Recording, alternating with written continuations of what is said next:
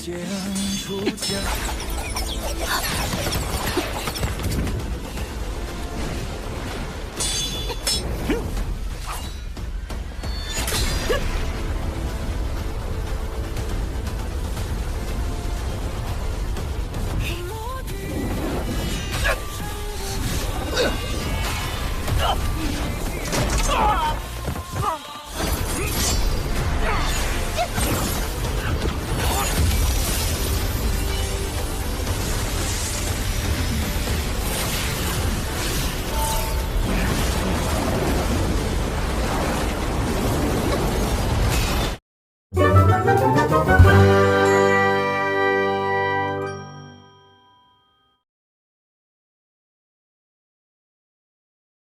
Cerita dimulai ketika seorang leluhur sedang menghadapi bencana petir untuk menjadi dewa dan naik ke alam yang lebih tinggi. 这一天终于来了。老子的飞升雷劫开始了。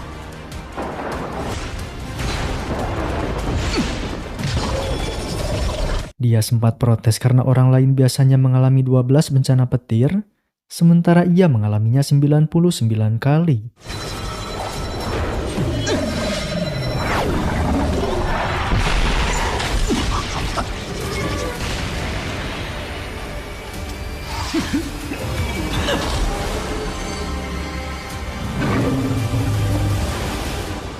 Liang，老总， Di keluarga Zhao, Zhaoqin kepala keluarga Zhao sedang bersedih karena ketiga putranya tewas di pertempuran perbatasan utara demi melindungi putra keempatnya. Kini putra keempatnya Zhao Peiyang yang juga sudah tewas, namun ia tiba-tiba terbangun yang membuat orang-orang panik ketakutan.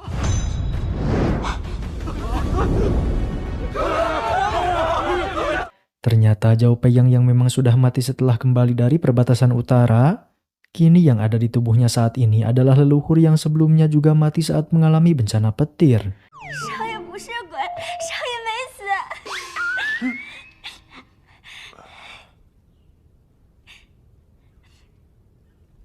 Hingga setelah itu keluarga Zhao yang didatangi oleh 3 gadis dari keluarga lain, mereka adalah Chen Kuisui, Lian Ran, dan Bai Ji yang sebelumnya sudah dijodohkan dengan masing-masing dari ketiga kakak Peiyang. Meskipun ketiga kakak Peiyang sudah tewas, namun ketiga gadis itu tidak akan membatalkan perjodohan mereka karena ketiga kakak Peiyang mati demi melawan klan iblis di perbatasan. Zhaoqin yang bertanya apakah mereka keberatan kalau dijodohkan dengan putra keempatnya. Mereka tentu saja keberatan karena Zhao Peiyang adalah orang tidak berguna, yang selain tidak memiliki pusat energi, dia juga tidak bisa melakukan kultivasi paling dasar. Peiyang pun yang datang mendengar dirinya direndahkan, Kuisui langsung memberikan persyaratan kalau Peiyang bisa melampaui mereka dalam waktu 1 bulan, maka mereka akan bersedia menikah dengannya. Zhaoqin yang merasa persyaratannya sangat mustahil, bahkan ketiga putranya yang sudah tewas pun akan kesulitan kalau harus melampaui mereka bertiga. Namun Peiyang yang menyetujui persyaratannya, Kuisui juga memintanya datang ke pertandingan bela diri kota Tianxuan 1 bulan lagi, itu pun kalau Peiyang bukanlah seorang pengecut.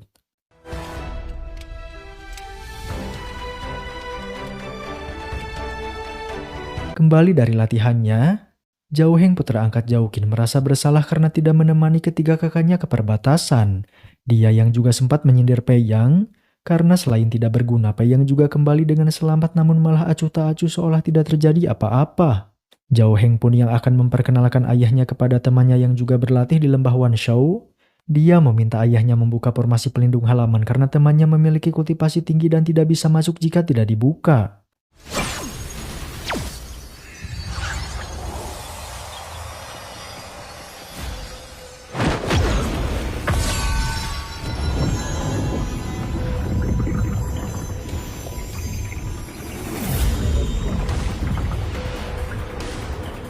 Terkejut melihat teman Zhao Heng memiliki kultivasi Master Agung tingkat 5, Zhao Heng meminta ayahnya agar Zhuangli tinggal sementara di balai mereka sebelum pertandingan bela diri kota Tianxuan akan dimulai.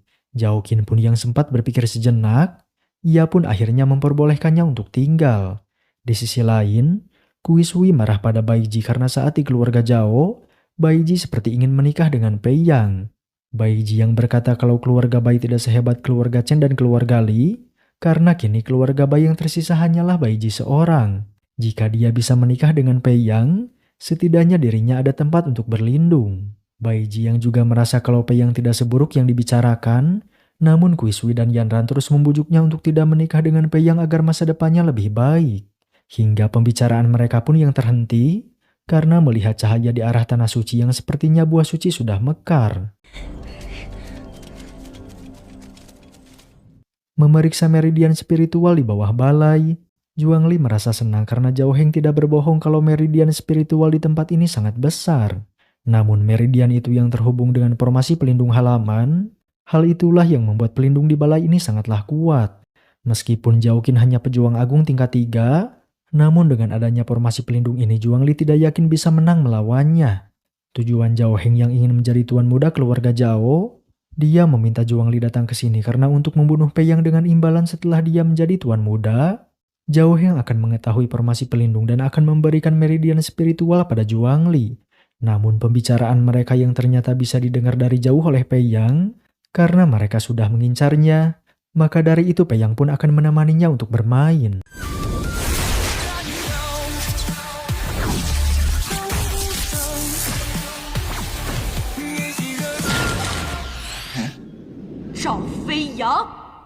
Diminta Zhao Qin untuk melatih Pei Yang, Xiaoran Master Agung tingkat 5 sebenarnya sudah malas mengurusi Pei Yang. Pei Yang sendiri yang memang tidak mau dilatih olehnya, Xiaoran akan membiarkannya pergi dengan syarat Pei Yang harus menerima dulu 3 jurusnya.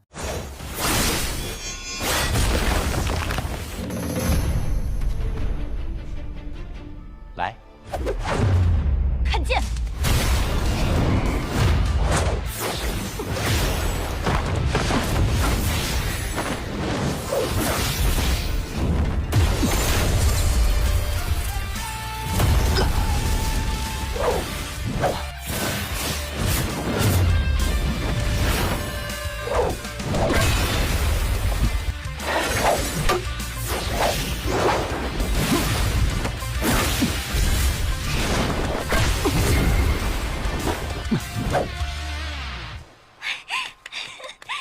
！Sudah menerima 4 jurus, Pei Yang yang langsung pergi kembali diserang oleh Xiaoran. Namun dia mengatasinya dengan mudah. Hal itu pun membuat Xiaoran sangat terkejut.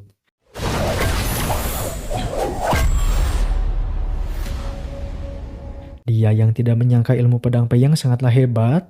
Kalau Pei Yang menerimanya sebagai guru dan menjadi seorang pejuang, Xiaoran akan memastikan kalau Pei Yang akan menjadi yang terkuat di generasinya. Namun Pei Yang jelas tidak mau. Ia beralasan kalau dirinya terlalu lemah dan akan mempermalukan Master Xiaoran. Melihat buah suci sudah mekar, Chun'er pelayannya mengajak Pei Yang untuk ke sana. Di sana yang sudah ada banyak orang yang akan ikut berpartisipasi, orang-orang tidak bisa membuat bunganya mekar, bahkan ketiga tunangan Pei Yang pun tidak ada yang berhasil. Hingga tak lama setelah itu seseorang pun yang baru tiba, dia adalah Joji Pangeran keempat Kekaisaran Hou Tian, yang berada di ranah Master Agung tingkat 5. Semua orang pun langsung memberikan hormat kepadanya, kecuali Pei Yang yang tidak peduli sama sekali. Marah kepada Pei Yang yang tidak memberi hormat, dia meminta Pei Yang untuk berlutut dan bersujud jika mau ia maafkan. Namun Pei Yang yang merasa dia tidak pantas, dia memberitahukan kalau keluarga Zhao dikenal sangat setia dan arogan. Bahkan Kekaisaran Hou Tian sudah memberikan dekret kalau keluarga Zhao tidak perlu memberikan hormat saat bertemu keluarga Kekaisaran. Joji pun yang akhirnya tahu kalau Pei Yang adalah putra keempat keluarga Zhao yang tidak berguna itu, ia pun tidak akan mempedulikannya lagi karena tujuannya datang ke sini adalah untuk melihat pohon Bodhi dan akan melakukan persiapan untuk pertandingan bela diri sebulan lagi. Ia kemudian mencoba untuk membuat bunga suci mekar, namun dia tidak berhasil yang membuat Pei Yang menertawakannya.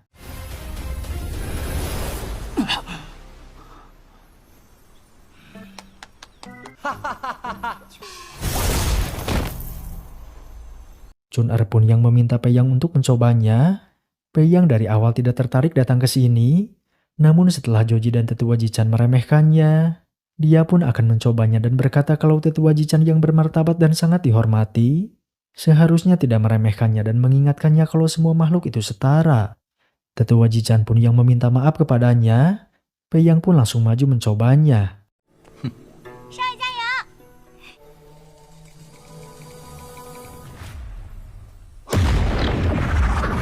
Belum melakukan apa-apa, pohon Bodhi tiba-tiba bereaksi yang membuat bunga suci bermekaran. Hal itu membuat semua orang keheranan, dan Tetua Jichan memberikan selamat karena bunga suci sudah memilih majikannya. Pei Yang kemudian mengambil biji teratai buah suci, dan memberikannya satu pada Tetua Jichan sebagai hadiah karena telah melindungi pohon Bodhi selama bertahun-tahun. Ia juga memberikannya satu pada Chun-Er, karena dialah yang bersikeras ingin Pei Yang mencobanya.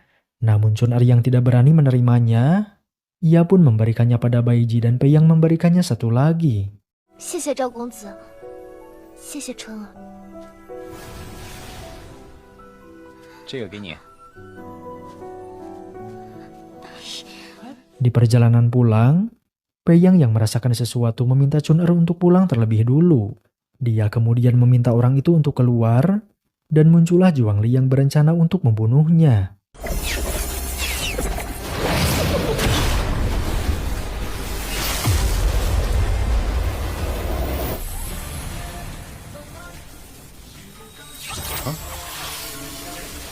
Terkejut ketika tunangannya menyelamatkannya, ternyata sebelumnya Baiji mengajak Kui Sui dan Yanran untuk mengikuti Pei Yang karena menduga akan ada orang yang merebut biji teratai buah suci. Namun Pei Yang yang tidak mau dilindungi, Kui Sui memintanya mundur jika ia tidak ingin mati. Pei Yang pun yang akan menuruti kemauannya, dia meminta mereka bertarung perlahan-lahan sementara ia akan pulang dulu.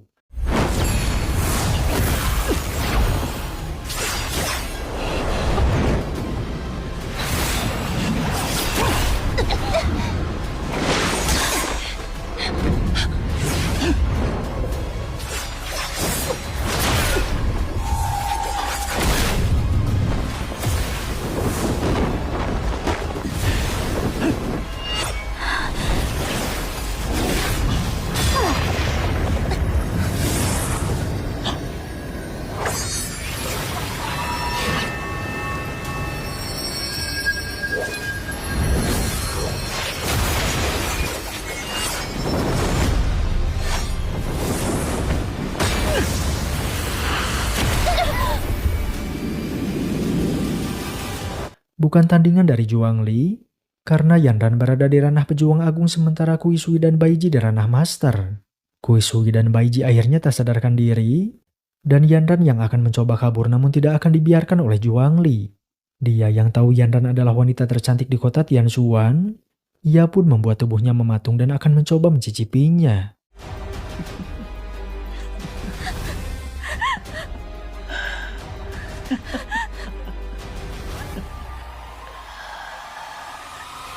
Woi!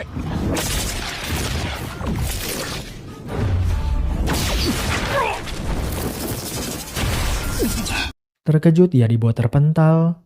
Pei Yang langsung menekan kultivasinya dan sangat marah karena ketiga gadisnya dibuat tak berdaya. Dia pun langsung memusnahkan Juang Li saat itu juga, dan Yanran yang melihatnya terkesima mengetahui Pei Yang sebenarnya sangat kuat. 你没事吧？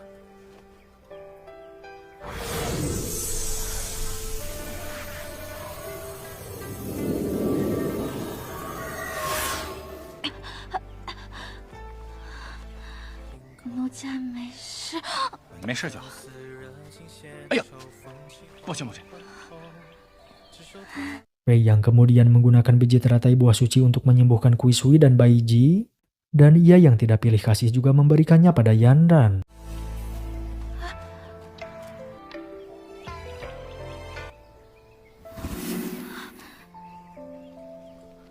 Merasakan tubuhnya tidak terluka sama sekali, namun kultivasi mereka malah semakin meningkat.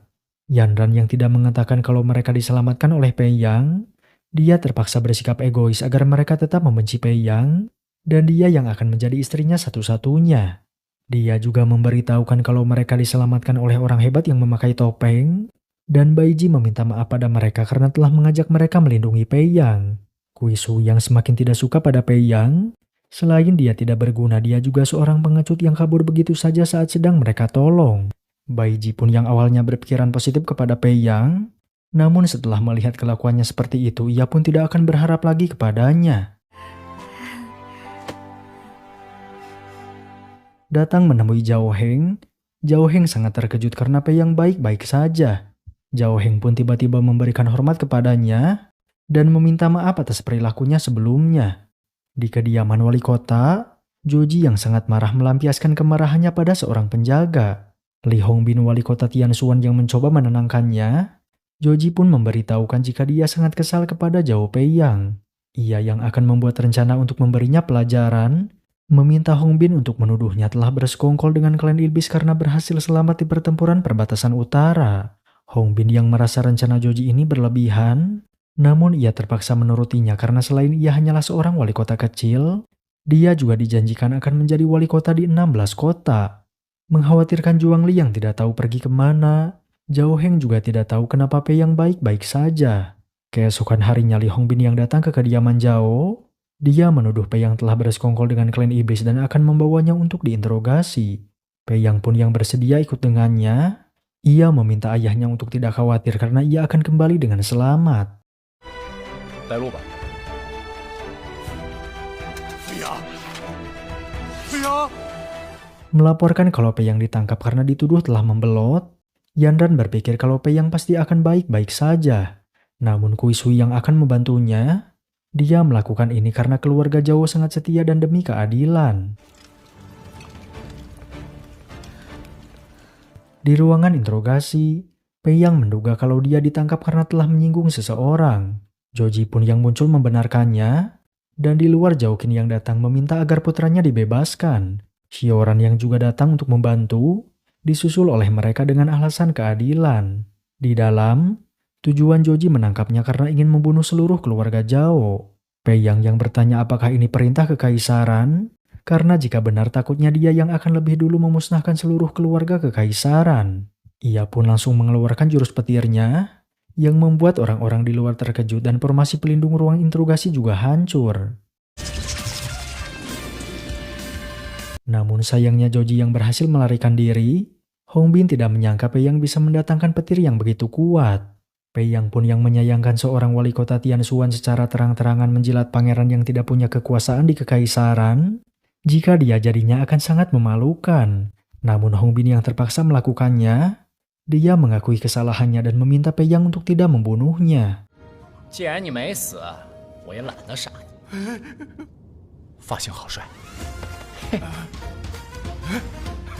Terkejut melihat mereka ada di sini, Pei Yang pun langsung pulang meninggalkan mereka semua. Ia memberitahukan kalau wali kota hanya mengundangnya untuk minum teh, dan ayahnya yang sangat lega kemudian berterima kasih pada Xioran dan lainnya. Keesokan harinya, mereka yang sedang berlatih, Xioran memuji Zhao Heng meskipun Zhao Heng hanya pejuang agung tingkat 3, namun ia memiliki tenaga yang begitu kuat. Sementara Pei Yang tidak bisa sama sekali mengangkat batu seberat 300 kilo, Xioran terus memintanya mencoba sampai akhirnya Pei Yang mampu mengangkatnya namun tulangnya hampir hancur. Xioran pun langsung membawanya ke suatu tempat untuk berendam, dan dia menaburkan bubuk tulang naga terbaik yang membuat Pei Yang terharu, karena bubuk langka itu diberikan begitu saja kepadanya. Xioran juga percaya kalau sebelum pertandingan Pei Yang akan membangkitkan pusat energinya, hal itu pun membuat Pei Yang kembali terharu. 又被感动了。 Xioran kemudian memintanya untuk berendam, dan ia tidak memperbolehkan Pei Yang menggunakan pakaiannya agar bubuk obat tadi cepat meresap ke tubuhnya. Namun Pei Yang beralasan sudah tidak punya tenaga untuk melepaskan pakaiannya, Xioran pun akan membantunya melepaskannya.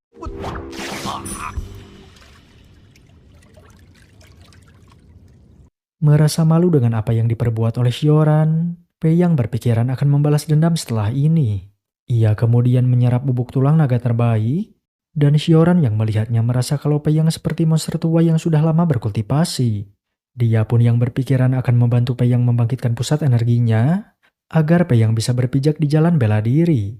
Pei Yang pun yang sudah selesai menyerapnya, ia yang akan membalas dendam langsung menarik Xioran untuk mandi bersamanya. 我想，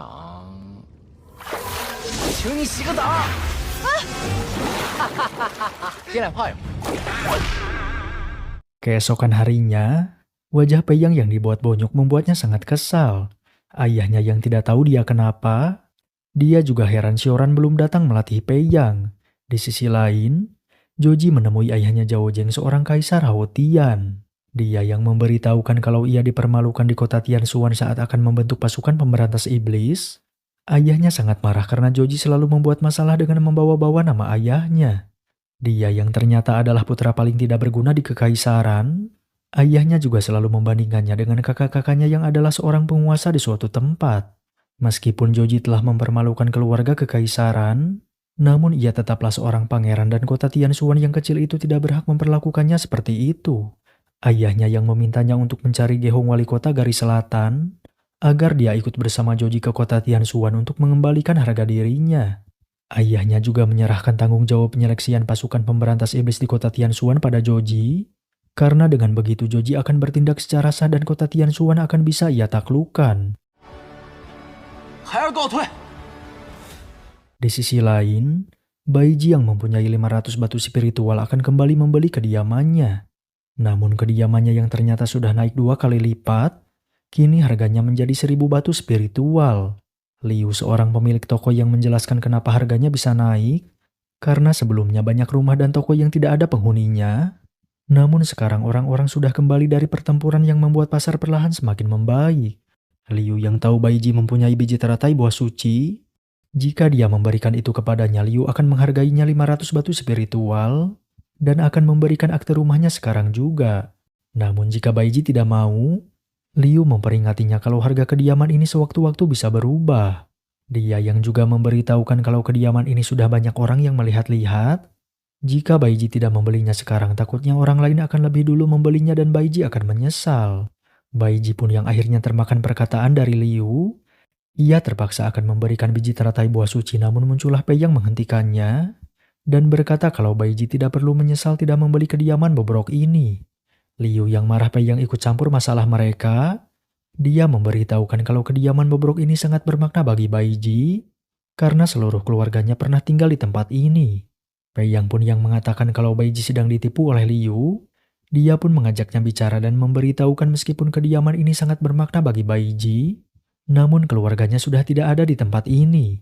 Kalau Baiji beralasan menginginkan kenangan di tempat ini, Pei yang mengatakan kalau kenangan masih ada di dalam ingatannya dan tanpa keluarga tempat ini hanyalah kediaman biasa.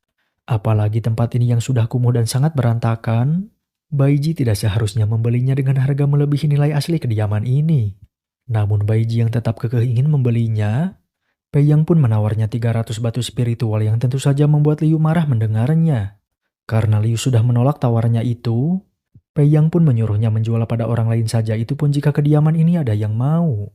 Karena menurut Pei yang selain Baiji yang ingin membelinya, tidak ada lagi orang yang mau membeli kediaman bobrok ini, yang mana ada 13 orang keluarga Baiji yang sudah mati menjadi hantu. Baiji pun yang juga tidak jadi membelinya, karena kini dia tidak menginginkan tempat yang menyedihkan ini lagi.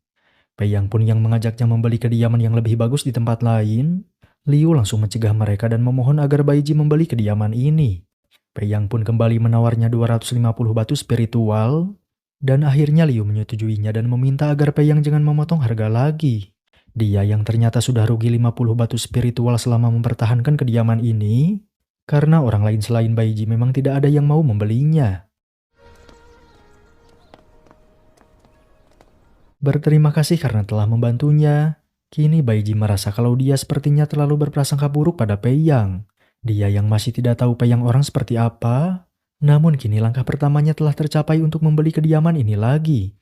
Langkah selanjutnya yang akan ia lakukan, yaitu membalas dendam pada Gehong yang telah membantai seluruh keluarganya. Berencana akan membangkitkan pusat energinya, Pei Yang datang ke Menara Langit untuk mencari pil api sebagai bahan untuk membuat pil 9 pusaran. Di sana yang ada Kui Sui sedang bersama dengan Wang Hui. Dia mengaku-ngaku sebagai orang yang telah menyelamatkan Kui Sui dari serangan Zhuangli saat itu. Mereka pun kemudian bertemu dengan Pei Yang, dan Pei Yang yang tidak tahu siapa pria di sebelahnya.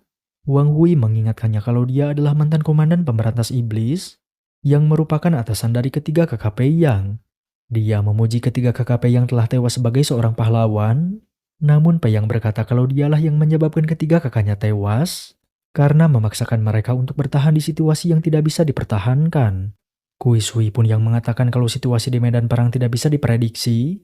Pei Yang seharusnya tidak menyalahkannya karena Wang Hui sudah mempertimbangkan situasinya secara keseluruhan. 哪儿敢呢，先锋？ Mengetahui Peyang akan ke Menara Langit sendirian, dengan kultivasinya yang sekarang Kui Sui merasa kalau Peyang akan mati di 3 lantai pertama. Dia yang mengajaknya membentuk tim. Kalau Peyang bukan dari keluarga jauh, Kui Sui pun tidak akan peduli dengan nyawanya. Kui Sui yang ternyata sudah pernah mencapai lantai 19, sementara Wang Hui sudah mencapai lantai 21. Wang Hui yang akan langsung membawa Kui Sui ke lantai 21. Kalau mereka mengajak Peyang bersama mereka, dia pasti akan sangat merepotkan. Wang Hui pun yang memintanya untuk jalan-jalan di lantai 1 saja. Peyang sempat berpikir kalau ia tidak punya catatan masuk ke Menara Langit. Jika dia memulainya dari lantai 1, maka akan sangat lama untuknya mencapai lantai 33. Dia pun yang berkata ingin membentuk tim bersama mereka. Jika ada sesuatu yang berbahaya, ia bisa lari dengan cepat atau bersembunyi di belakang mereka. Kui Sui pun yang memperbolehkannya untuk ikut, namun mereka akan memulainya dari lantai 18.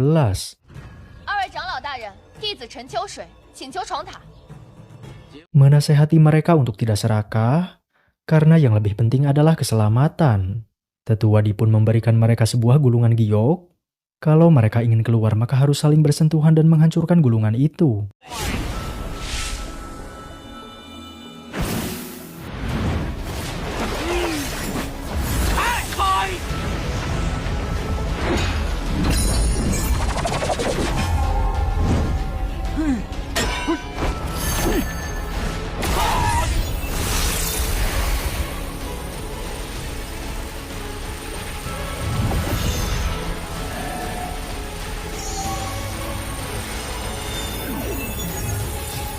Sampai di lantai 18, Kui Sui dan Wang Hui langsung melawan para penjaga sementara Peyang asik jalan-jalan.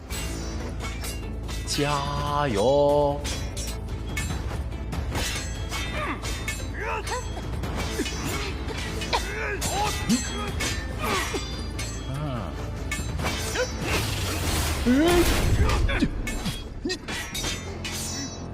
Dia pun yang menemukan formasi untuk naik ke lantai berikutnya. Meskipun formasinya terlihat modern, namun Peyang sangat berpengetahuan luas di kehidupan sebelumnya.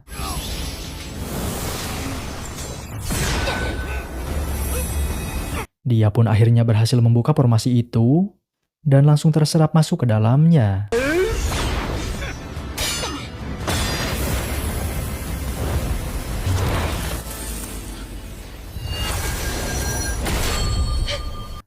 Tidak tahu kenapa formasi bisa aktif, padahal mereka belum mengalahkan penjaganya. Sementara Peyang yang sudah sampai di lantai 33, namun pil api sudah tidak ada karena sudah ada orang yang mengambilnya. Kembali pada mereka, Kui Sui dan Wang Hui tidak mampu melawan monster di lantai 25. Wang Hui yang sudah beberapa kali mengajak Kui Sui untuk keluar, namun Kui Sui tidak mau karena mereka belum menemukan Peyang.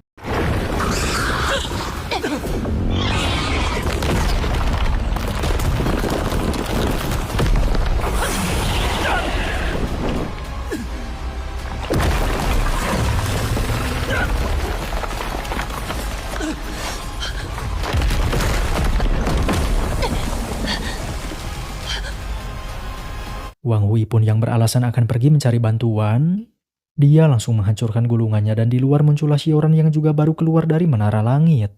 Dia yang ternyata sudah mengambil pil apinya. Kedua tetua memujinya karena Xiaoran mampu mencapai lantai 33 dan kembali dengan selamat. Hingga setelah itu Wang Hui pun yang keluar. Dia meminta kedua tetua menyelamatkan Kui Sui, namun mereka menolak. Karena mereka tidak diizinkan masuk ke menara dan belum pernah sama sekali masuk ke sana. Mereka pun yang meminta Wang Hui untuk menunggu, karena jika mereka sudah mati mereka akan diteleport keluar dengan sendirinya. Namun Wang Hui yang tidak mau disalahkan, dia akan datang ke keluarga Chen dan akan melemparkan tanggung jawab ini pada Peyang. Di dalam, Kui Sui yang merasa akan mati di tempat ini.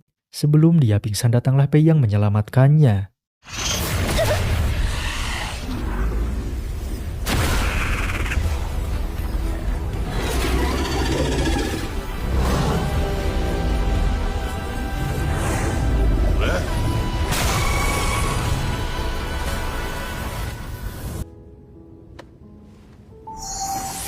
Sementara di luar ibunya yang sudah datang, mereka akhirnya keluar dan Wang Hui terkejut Peyang menyelamatkan Kui Sui.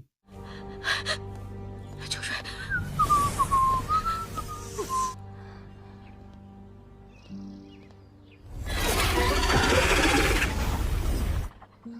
Di malam harinya, mereka sedang membahas Peiyang yang tidak tahu telah berbuat apa pada Xiaoran.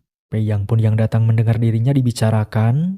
Dia sempat mengingat Xiaoran dan berkata kalau sepertinya Xiaoran tidak akan pernah datang lagi ke kediaman Zhao. Ayahnya pun yang sangat marah kepadanya. Dia meminta Peiyang untuk tidak usah mengikuti pertandingan bela diri agar tidak memalukan keluarga Zhao.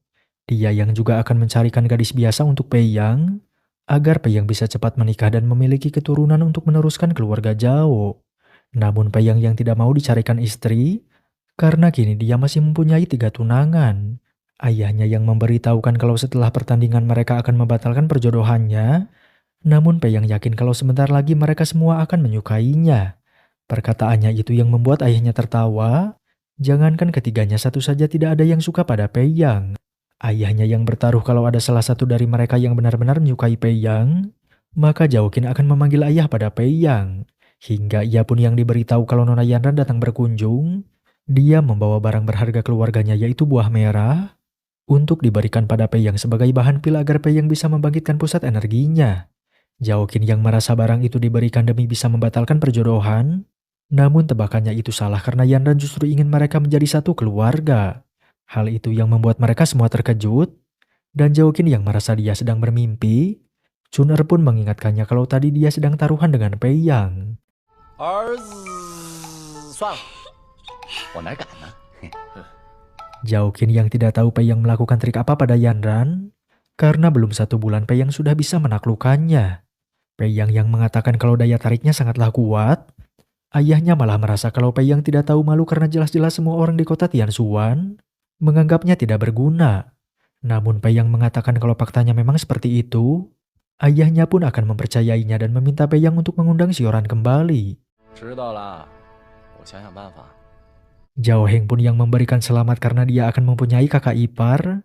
Dia mengajak Peiyang berlatih bersama karena sebelumnya dia sudah membahas hal ini dengan ayahnya. Namun Zhaoqin yang merasa Peiyang tidak perlu berlatih lagi, karena dia tidak mau Peiyang mengikuti pertandingan dan merasa kalau tugasnya sekarang hanya untuk menikah dan mempunyai keturunan. Namun Peiyang yang akan pergi ke perbatasan utara, dengan mengikuti pertandingan bela diri dia bisa menjadi anggota pemberantas iblis, atau bahkan menjadi komandan kalau menjadi juara 1. Peiyang yang tahu ayahnya sangat mengkhawatirkannya, namun jika dia tidak ikut pergi maka semua orang di kota Tianshuan akan menganggapnya sebagai pengecut. Peiyang pun yang memberitahukan kalau dia bukanlah orang sembarangan. Kali ini dia tidak akan mati di medan perang yang membuat ayahnya mengantarkan kepergian anaknya lagi. 罢了，你小子要是早有这种想法，该有多好。 Zhao Heng pun yang kembali mengajak Peiyang untuk berlatih. Keesokan harinya mereka sudah berkumpul dan Zhao Heng mengajak Peiyang untuk berlatih tanding.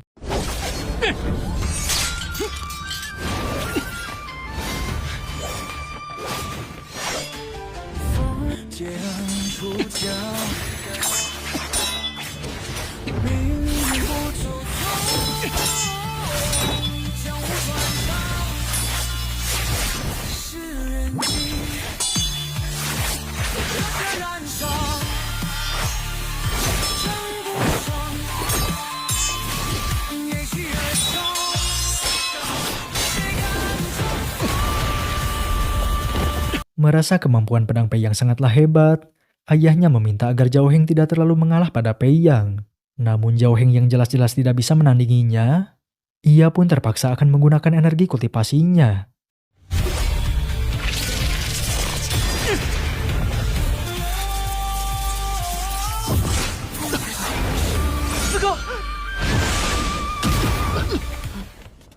Memarahi Zhao Heng karena terlalu berlebihan, Zhao Heng berpikiran kalau Peiyanglah yang hampir membunuhnya.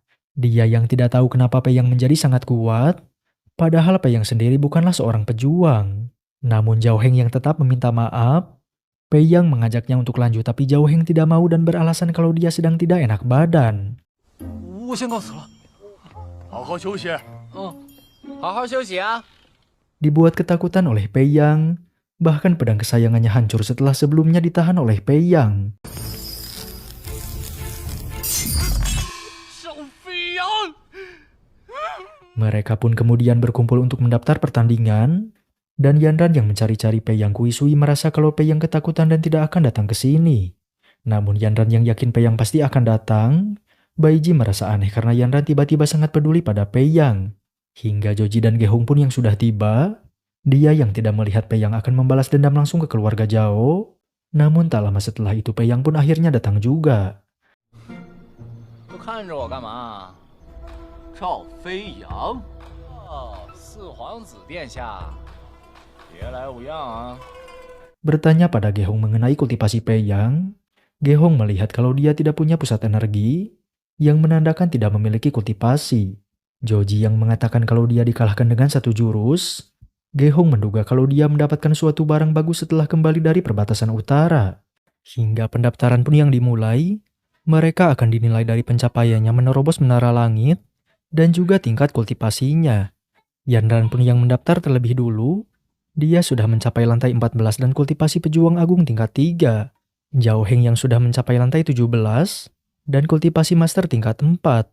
Baiji yang sudah mencapai lantai 19, dan kultivasi master tingkat 4. Selanjutnya Kuisui yang sudah mencapai lantai 25, dan kultivasi master tingkat 7. Wang Hui yang juga sudah mencapai lantai 25, dan kultivasi master tingkat 4. Hingga Pei Yang pun yang mendaftar. Tetua Tian yang melihat level lantainya sempat terdiam. Begitu juga dengan Tetua Di yang sempat terdiam namun dia tidak sengaja berteriak mengatakan 33. Sontak perkataannya itu yang membuat semua orang langsung terkejut. Joji meminta pendapat Gehong dan Gehong sendiri yang berada di ranah Master Agung tingkat 6 mengakui kalau dia tidak bisa dengan mudah melewati lantai itu. Sementara Kuisui yang tidak tahu orang yang menyelamatkannya adalah Pei Yang, Wang Hui mengatakan pada semua orang kalau Pei Yang hanya beruntung, karena pada saat itu dia tersedot oleh formasi sampai langsung ke lantai 33. Pei Yang kemudian mengetes kultivasinya, namun tidak sesuai ekspektasi karena dia tentu saja tidak memiliki kultivasi. Namun peringkatnya yang menjadi peringkat 1, itu kemungkinan karena level lantainya berada di atas mereka semua. Hingga pendaftaran pun yang akan diakhiri, Kuisui berkata kalau ia tidak terima Pei Yang menjadi peringkat 1. Zhao Heng yang juga ikut mengkritiknya, Pei Yang langsung membuatnya terdiam setelah berkata kalau Zhao Heng hanyalah anak angkat. Jika dia mau menyingkirkannya, maka itu adalah hal yang mudah. Joji pun yang mendengar Pei Yang berani mengancam adiknya di hadapan semua orang, Pei Yang memintanya untuk tidak ikut campur karena ini bukan urusannya. Hingga Joji pun yang merasa kalau Pei Yang selalu mempermalukannya dan tidak pernah menghormatinya, ia meminta Gehong untuk bertindak karena Pei Yang telah mempermalukan keluarga kekaisaran.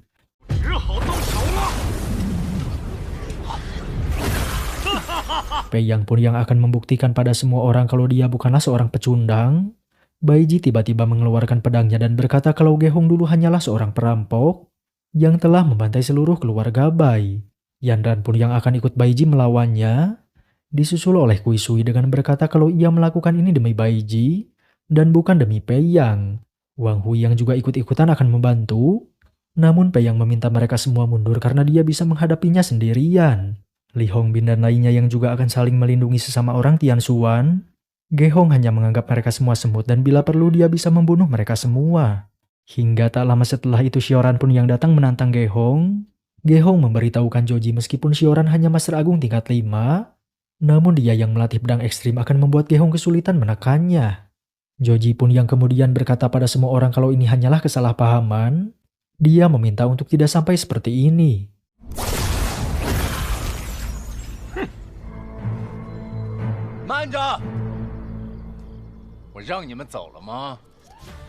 Pei Yang pun yang berkata kalau ia akan membantu Baiji membunuhnya. Dia langsung maju mengeluarkan jurusnya yang membuat Joji ketakutan. Namun hal tidak terduga terjadi menimpa Pei Yang. Xiaoran yang berkata kalau dia masih terluka. Dia meminta Pei Yang untuk tidak so hebat karena kali ini dia tidak bisa membantu Pei Yang untuk capar pada wanita. Pei Yang pun yang lagi-lagi dibuat terharu oleh Xiaoran. Dia kemudian berceramah tentang martabat pada semua orang sebelum akhirnya pergi dari sana. 要我说呀，人没有尊严的活着，跟死了没有什么区别。川儿，哎，少爷，走。起。 Sangat marah karena lagi-lagi dipermalukan, Gehong berencana akan mengikuti pertandingan bela diri untuk membalas mereka semua. Meskipun pertandingan itu untuk anak muda di bawah 28 tahun, namun tidak ada peraturan yang lebih tua tidak boleh ikut bertanding. Di sisi lain, Pei Yang bertanya kenapa Xiaoran beberapa hari ini tidak ada kabar. Xiaoran pun yang tiba-tiba kesakitan. Pei Yang memeriksanya dan ternyata meridiannya sedang rusak. Dia pun memberikan biji teratai buah suci, dan hal itu membuat Xiaoran kagum karena Pei Yang ternyata orangnya sangat peduli.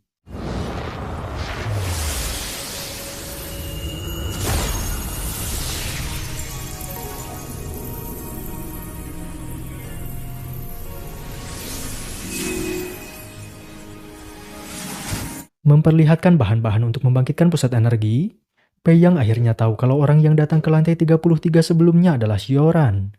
Xiaoran yang meminta maaf karena hanya bisa mengumpulkan 4 dari 9 bahan, namun Pei Yang merasa dia bodoh karena Xiaoran rela melakukan semua ini untuk Pei Yang.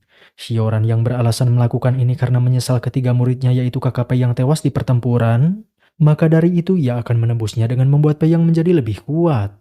Xiaoran yang juga merasa kalau mereka telah impas, karena Pei Yang sudah memberikan biji teratai buah suci.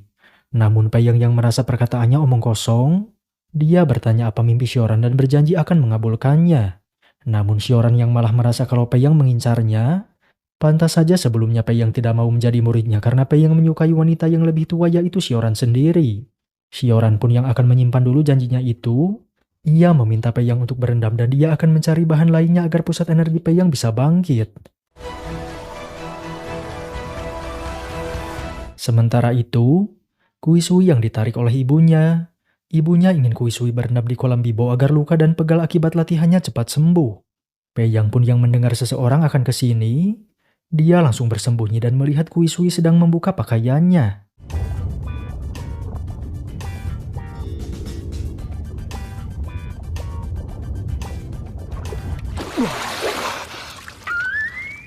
Terkejut melihat ada Pei Yang, teriakannya yang terdengar oleh ibunya Kui Sui pun beralasan kalau airnya sangat dingin. Dia pun yang meminta ibunya untuk pulang, dan Pei Yang menjelaskan kalau dia lebih dulu datang ke sini. Dia yang tidak sengaja hampir melihat semuanya. Hal itu membuat Kui Sui marah dan merasa kalau selain Pei Yang pandai membual, dia juga ternyata orang yang mesum. Dia pun yang meminta Pei Yang untuk pergi, namun juga tidak memperbolehkannya untuk bergerak. Pei Yang pun yang sudah tidak mengerti lagi, lebih baik mereka berendam berdua saja selama beberapa saat.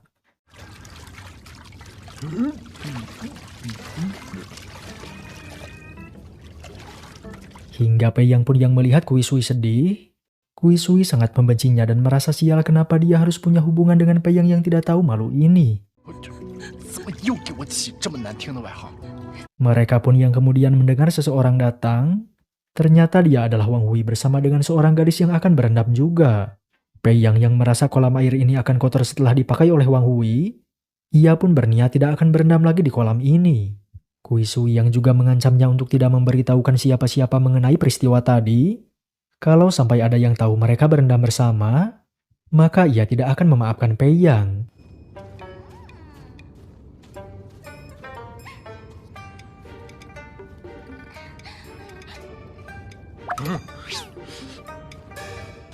Dikalahkan dengan mudah oleh Pei Yang, ayahnya terkejut Pei Yang tiba-tiba hebat bermain catur. Chun Er yang datang memberitahukan kalau Yan Ran mengundangnya ke kediaman, dan ayahnya memintanya untuk cepat menemuinya.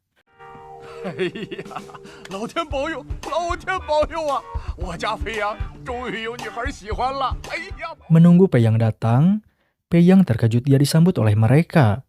Mereka pun kemudian makan bersama, dan ayah Yan Ran tiba-tiba membahas mengenai tanggal pernikahan. Hal itu pun yang sempat membuat Pei Yang kaget. Meskipun pernikahan sangatlah baik, namun dia malah gugup saat membahas mengenai masalah ini. Ayah Yan Ran yang sengaja bergerak cepat untuk mengundang Pei Yang, agar Yan Ran bisa menjadi istri pertamanya. Hingga Bai Ji pun yang tiba-tiba muncul, Pei Yang menunjukkan dirinya dan Bai Ji semakin merasa aneh, karena dengan reputasi Pei Yang yang sangat buruk di kota Tianshuan, kenapa dia bisa diundang oleh keluarga Li?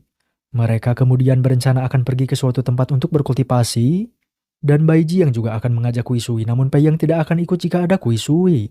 Yan Ran pun yang memutuskan tidak akan mengajak Kui Sui, namun ternyata di tempat yang akan mereka datangi sudah ada Kui Sui.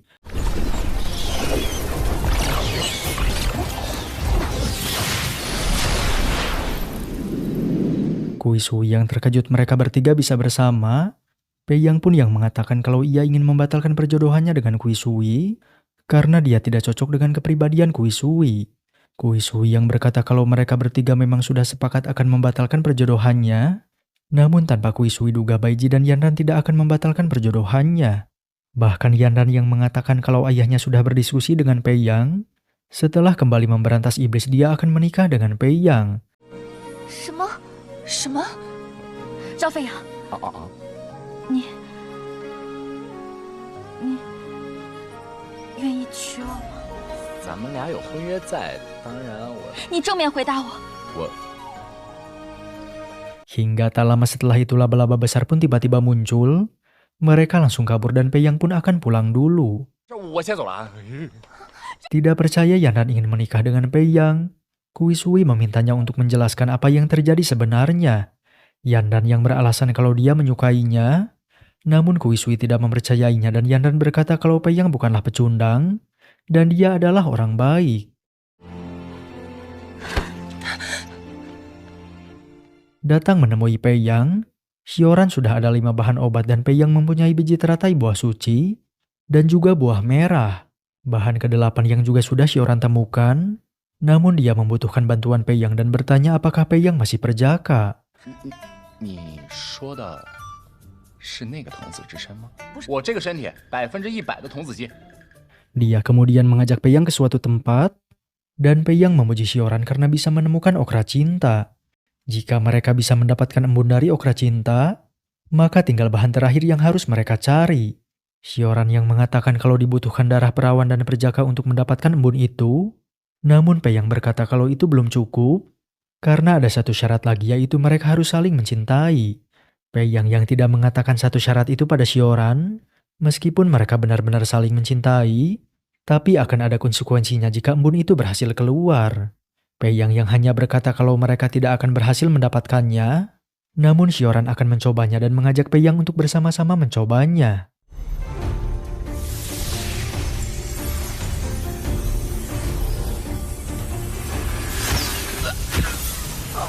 Tidak berhasil mengeluarkannya, Xiaoran menuduh Pei Yang jika ia tidak perjaka. Pei yang juga menuduh balik.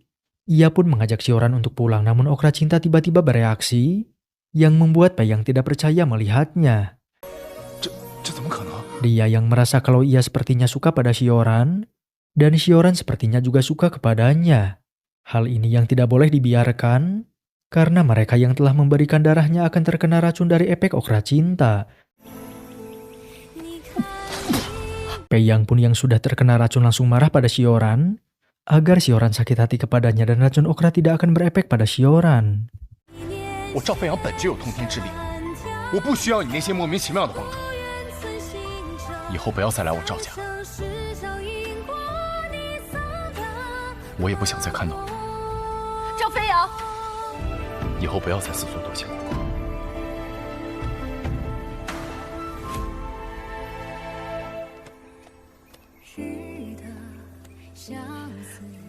Di malam harinya, Pei Yang sangat menderita dan merasa kalau racun okra terasa seperti bencana petir.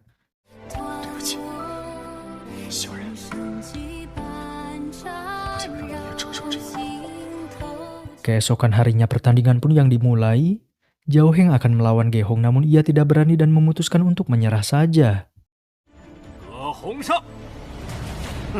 Tersisa 8 besar. Di babak pertama Yanran akan berhadapan dengan Zhang Heling.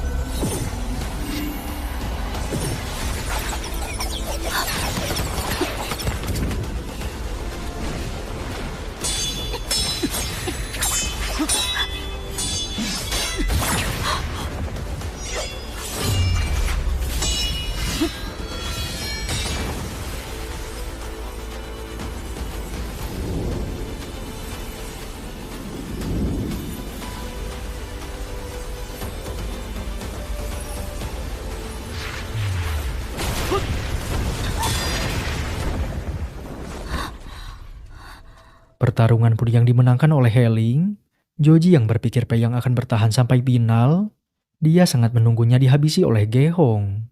Sementara Pei Yang tidak biasanya terdiam tidak bicara, karena racun okra selain membuat tubuhnya rusak, dia juga melukai kesadaran spiritualnya. Kini Pei Yang tidak bisa menggunakan kekuatan petirnya, dia merasa kalau pertandingan ini tidak bisa juara 1. Hingga babak kedua pun Pei Yang akan berhadapan dengan Wang Hui, Yanran sangat yakin Pei Yang bisa menang, namun Kui Sui meremehkannya dan berkata kalau di pertarungan ini sosok aslinya akan terlihat.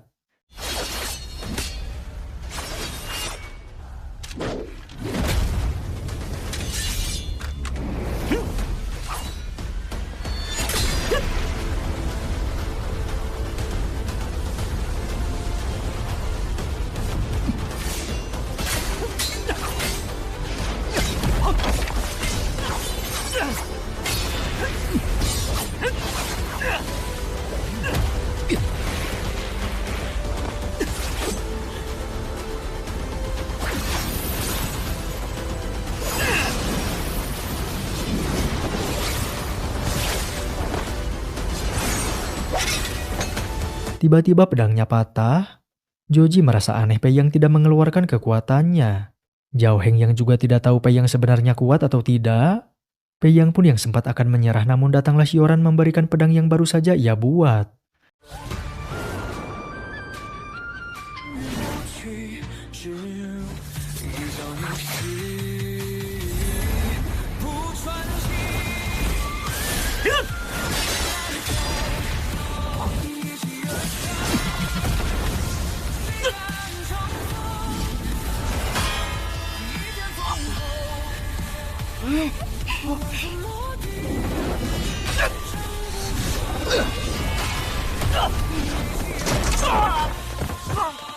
Berhasil mengalahkan Wang Hui, Kui Sui sedikit mengakuinya dan Joji merasa kalau Pei Yang sedang menyembunyikan kekuatannya. Babak berikutnya Kui Sui yang berhadapan dengan Zhang Long, dia berhasil mengalahkannya dengan mudah dan babak terakhir Bai Ji akan berhadapan dengan Ge-hong.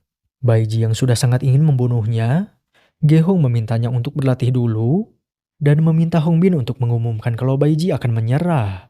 Pei Yang mengatakan kalau Bai Ji tidak akan menyerah, ia pun memegang tangan Bai Ji dan meminjamkan kekuatan petirnya agar Bai Ji bisa membalas dendam. 报上去吧，上！你个臭小子啊！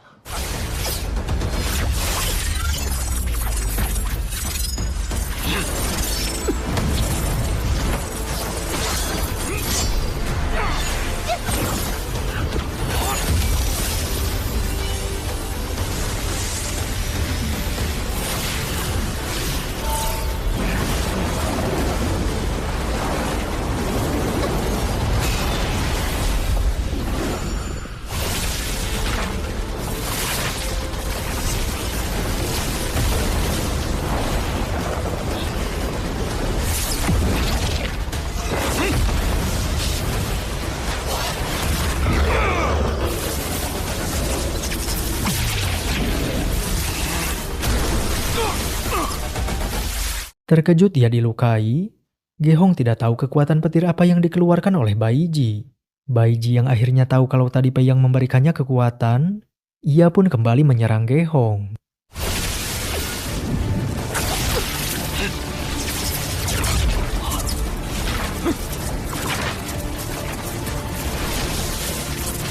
啊，这股力量怎么会出现在这个女人身上？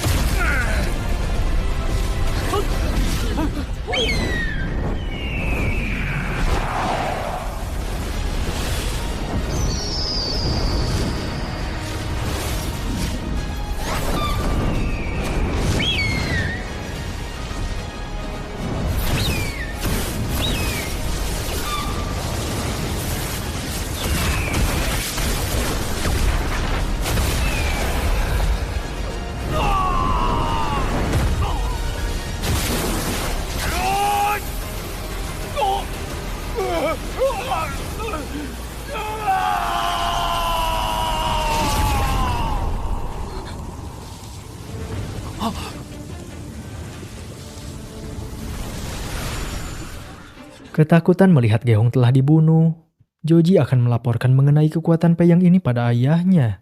Baiji pun yang akhirnya bisa membalaskan dendam keluarganya. Pei Yang ikut merasa lega karena tahu selama ini Baiji sudah hidup menderita. Kui Sui yang masih tetap saja menjelekan Pei Yang. Baiji meminta Kui Sui untuk tidak mengatai Pei Yang di hadapannya karena dia adalah penyelamatnya. Yanran pun yang akhirnya jujur kalau saat itu mereka diselamatkan oleh Pei Yang dan kultivasi mereka bisa meningkat karena Pei Yang memberikan mereka biji teratai buah suci.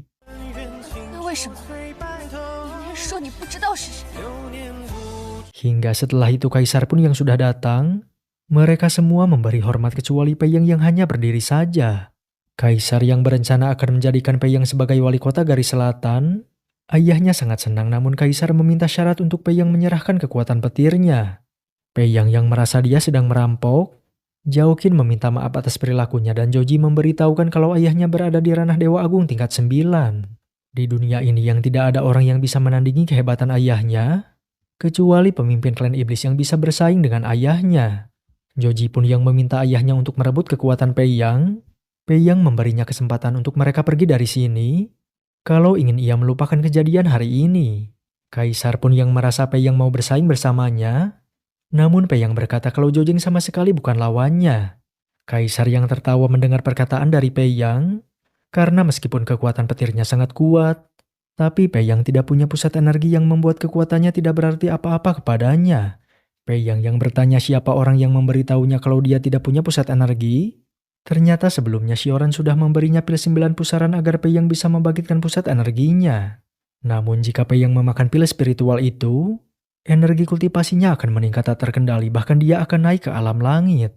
Xiaoran yang menyarankan untuk Pei Yang menyimpannya di tenggorokan. Nanti kalau Pei Yang benar-benar sedang dalam masalah besar, dia bisa memakannya kapan saja. Pei Yang pun yang langsung memakan pil 9 pusaran. Ia menunjukkan kekuatan aslinya yang membuat Kaisar terkejut. Karena ranah Pei Yang sudah mencapai Dewa Agung tingkat 10 bahkan akan naik menjadi dewa. Kaisar pun yang menyadari kalau kekuatan petirnya adalah bencana petir. Pei Yang menariknya turun dan mereka meminta agar Pei Yang mengampuninya. Zhao Qin yang juga meminta Pei Yang untuk tidak membunuhnya. Karena dunia ini masih membutuhkan perlindungan Kaisar untuk melawan Dewa Iblis. Pei Yang pun yang akhirnya mengampuninya. Dia memperingatinya kalau mereka berani membalas dendam pada keluarga Zhao dan teman-temannya. Dia akan turun lagi ke dunia untuk membantai seluruh keluarga kekaisaran. Hingga langit pun yang sudah memanggilnya. Dia meminta maaf pada mereka semua karena sudah tidak punya waktu banyak untuk mengobrol bersama mereka.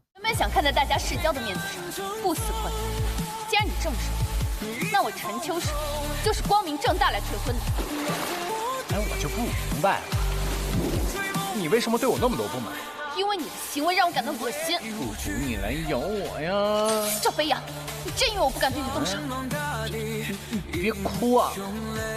我错了。这是赤炼果，乃是修炼九转灵丹的材料。这慧边也太珍贵了。反正日后都是一家人了。赵飞扬，你愿意娶我吗？你白家与我赵家也算是世家，不然也不会离。我和他可是有婚约在呢，他也算得上是我的未婚妻。你说我管得管不管？你个大仇人在此，我就不能不管。所以今日我帮你杀了他，也算是下聘。我是认真的。报仇去吧，杀了他。你从小就跟着少爷，他几斤几两，你不知道啊？不，在我眼里，少爷是无敌的。少爷，我先买冰糖葫芦。Cerita pun yang hanya sampai sini saja. Kemungkinan akan ada season 2-nya, namun entah kapan akan rilis. 飞扬，你就这么走了，我的儿啊，飞扬！